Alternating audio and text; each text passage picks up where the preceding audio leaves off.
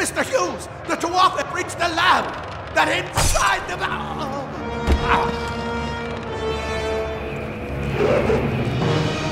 No! We've got to get you out of here now! Quickly! Follow the path to the town of Gorehart. Find Agath. He's a friend, and he may be able to help. No matter what else, stay alive!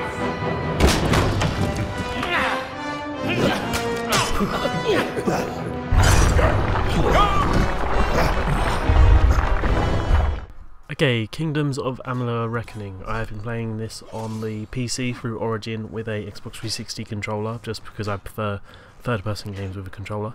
I've played 10 hours so far, but it is an RPG, so this could go on for like 40 to 60 hours, so this is just a first impressions type video.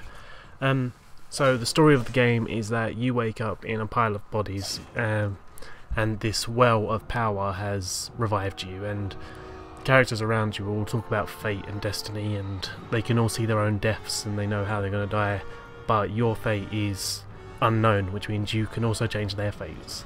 And so this puts you at a serious advantage because you don't have a story to play out, and it's a bit cliche, but it's quite interesting because they use that idea to make it so that when you're leveling yourself up and stuff like that, customization is perfect. You don't choose a class or anything like that. You don't choose warrior, rogue or stuff like that. You can mix and match because your fate is unknown. You're not a set thing. You can just swap whenever the hell you want. You can respec yourself to go from a mage to a warrior. You can go from warrior to mage to rogue to anything you want really, and you can mix and match, and it's really, really good.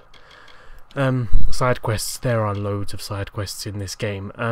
I have played about 2 hours of the actual story, and the other 8 hours of my 10 have been getting lost in side quests, and I'm now at a point where I'm getting kind of fed up with them, and I've got way too much gold. I've got 70,000 and I'm still quite early on in the game, and yeah, I've just done too much side questing, and this was very interesting at first and I did get lost in it and it was great, but now I'm like level 10 and the quests I'm doing require me to be level 3 at most, and this is a kind of a problem. But for completionists this could be a personal hell or it could be heaven. It depends on how you see it. There are loads and loads of side quests. I have only done the side quest from the first town, and I have now visited about 10 other towns while trying to complete the side quest from the first town, so it gets a bit hectic and there are a ton, and I'm just not going to be able to do them all. This game will probably take me about 100 hours if I did every side quest I've found so far. So yeah, side quests, there are plenty. If you're interested in side quests, then go for it, but most of them fall flat. And yeah, visually this is a really, really pretty game. Like, I really like the look of this game. I get lost in it. It is awesome. Music is just standard RPG stuff. There's nothing special about it. I don't remember anything in particular. Menu screens sound the same. It's just very similar to what you expect.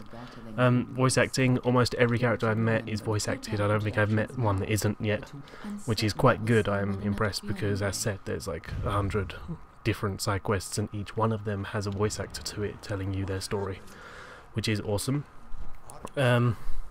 Customization, I have already explained that. You can mix and match teams and stuff like that. Armor works how you would expect it to. Gameplay, this is pretty much God of War, which is the coolest thing. This is the main selling point of the game. The gameplay is awesome.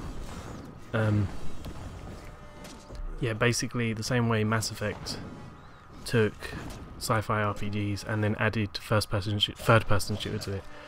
This pretty much takes Dragon Age type RPGs and adds God of War combat to it, and it is really, really fun. You can get a multitude of different types of weapons and mix and match them and mix and match combos, and it is really, really interesting and it is really good.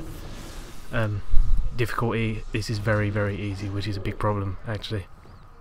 You won't have trouble finishing the game because side quests, they build you up too much. There's too much to do. You level up stupidly fast and I haven't died once.